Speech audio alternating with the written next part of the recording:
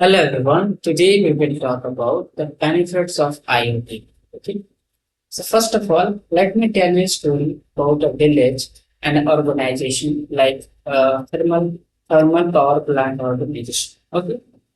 So here, what the organization have a promise to the village have, they supply water to the villages. Okay.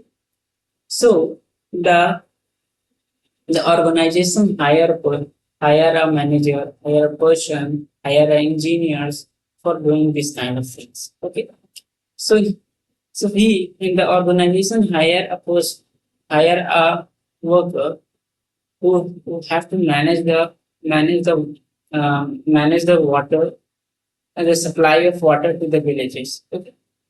So what the person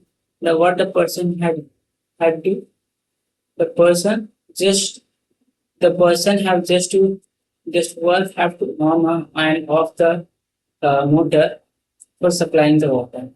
That is the only work for for him or her. Okay. So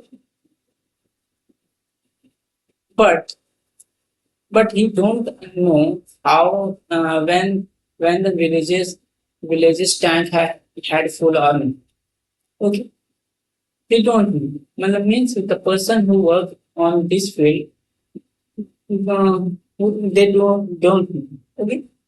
So so at some time he used to overfill the tank, and he used to half of the tank means कभी कभी वो ज्यादा भर देता था, कभी कभी वो टैंक को आधा ही भर के बंद कर देता था, क्योंकि उसको पता ही नहीं रहता था। ओके। अब आते हैं यहाँ पे दूसरे में।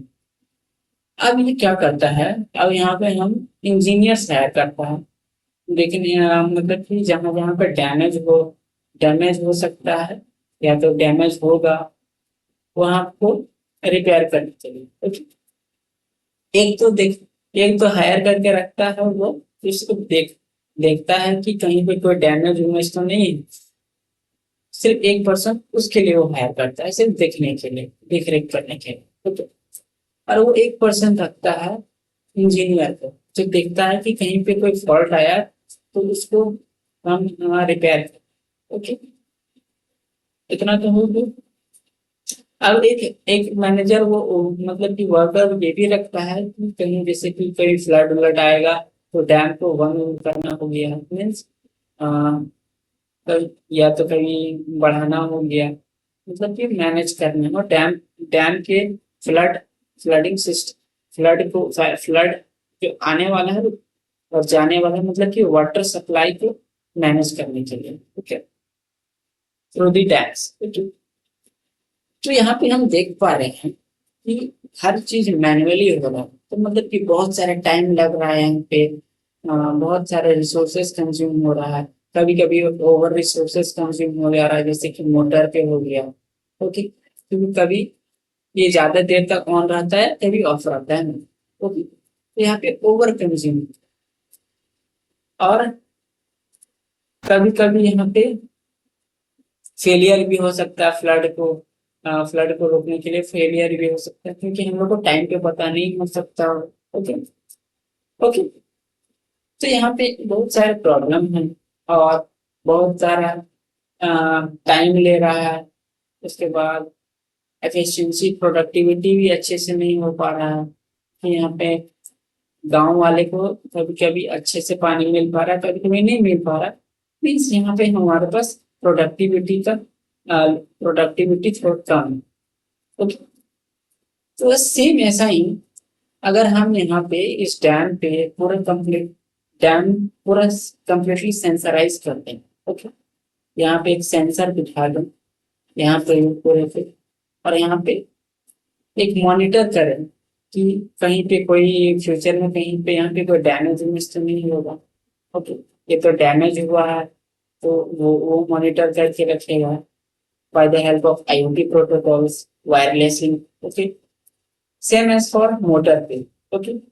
यहाँ पे एक सेंसर बिठा देंगे, सेंसर वेंसर या मोटर वोटर वैसा, कि अगर वो पानी फुल हो जाए तो यहाँ पे जाके या तो मैसेज भेज दे उस पर्सन वर्कर्स को, या तो वो ऑटोमेटिक ऑफ हो जाए। ओके, अगर वो ऐसा सिस्टम यूज करता है जिसमें जाके वो वर्कर को मैसेज जाए तो यहाँ पे वर्कर्स का जॉब्स नहीं जाएगा।